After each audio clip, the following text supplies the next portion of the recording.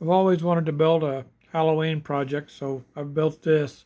It's it's basically this type of design. It's a single motor, steers and spins in reverse. It has a Coke can RC car controller in it. Uh, it was inspired by the Odd Rod stickers that we used to buy when we were kids. They would have like some monster, big goofy character driving a car or some type of vehicle with a big motor in it. We'd usually have her tongue hanging out, be hanging on to some Hurst shifter way outside the car. I'll leave a link to the Wikipedia on the odd rods to if you don't know what they are. I'll just do a quick demonstration. Uh, it's got the Coke can RC controller in it. I don't have the top glued on yet. It has a proper battery door in it. Power switch there to turn it on. These have to be paired, and it's paired. So it goes forward, and when you hit reverse, it spins, just like this one does. Really not the point of it, I don't think. It's mainly just an aesthetic thing I was going for. Has a big blown motor in the front of it. This is a coffin, a vampire guy driving it like a Dracula or something. Some headers hanging out the side, a couple of teeth on the front. But I didn't think of this type of design. I saw this in the store and I thought, wow, I could probably design that in Fusion 360. And because Fusion 360, well, I'll leave it there. Fusion 360 is not really good at organics, at least organic shapes like people and things. At least I'm not very good with it at that. So I saw this in the store and I thought, well, I could probably adapt that character to this. And I was able to. I'll do a slow span of it.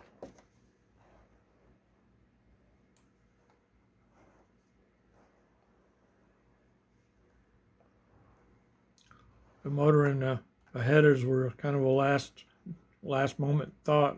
I was just going to have a big coffin with like a bat inlay up here. Then I got thinking about the odd rods. Well, they always had a big motor in them, so I thought I'd try that. This was not too bad to design. The print's pretty easy. This is a chrome paint. Comes in a little tube. I also painted the wheels. I was going to do like some Krager wheels or stuff, but it's almost Halloween, so I decided I wouldn't do that. Running out of time. This is a multicolor print I did on the A1 Mini. This took 10 hours, just this little head. This is a separate piece than this little his suit or collar, whatever you call it. So this and this are separate pieces. They're keyed together. You glue them together. The arm has 3 pieces. The arm, the little hand. I guess that's like a glove I was going for. There's a square block in here that pins this into this part. Glue them together. It can be kind of tricky to line this all up. I super glued this to here and use this weld 16 to glue this to the main body to give it just a little more room for air than super glue. This is just this controls a motor or the controls here that he's hanging on to, and the blower body are one piece, and the scoop here is glued into the blower body. And then that's all glued into the coffin top part. The headers are just glued to here. There's 2 little locating pins in there. Here's the inside of it. You probably want to glue the top on. You could still get it apart if you glued the top on. I just did it like this for demonstration purposes. You can see this all prints with supports. You can see the pins for the arm in here.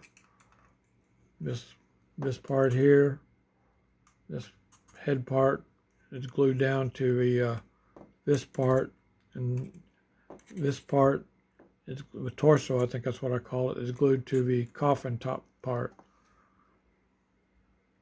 See in there. The internal guts are the same as this little bulldozer guy. It's got the floating idler. I better turn it on.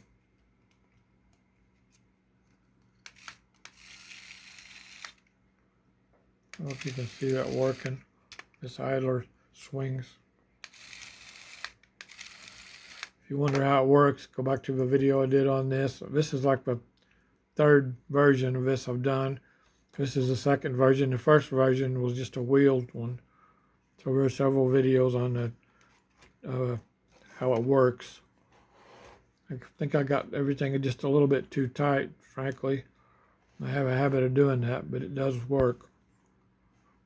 There's a little O-ring in here for this floating idler that has to be adjusted right so that this idler will kick back and forth.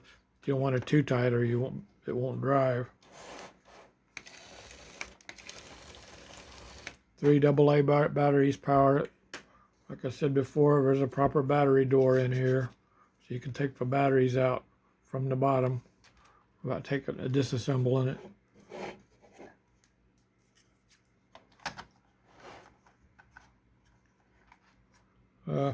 I did the tracks just like this one over here are print in place just for kicks or something, I don't know.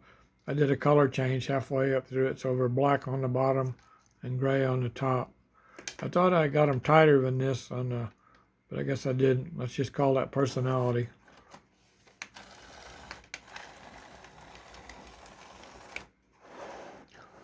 I think it's pretty close to what I set out to design, so I'm pretty pleased with it. I don't think if there's anything else I wanted to tell. Just if you were to want to build one, go to the information on this. It'll be a little more informative. Same parts are used for both of them. The internal parts, except for the frame, because this has a longer wheelbase, are the same. But these wheels here are the same. All these gears are the same.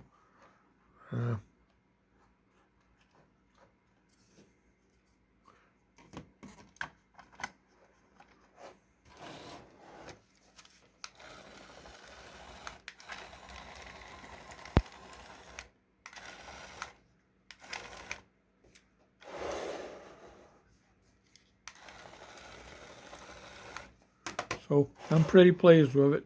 If the files will of course be on Thingiverse if you want to build one. There won't be a separate build video for this. You could watch a build video for this one if you want to know what's going on. They're basically the same thing. All you're doing is putting this different body on it. Well, thanks for watching.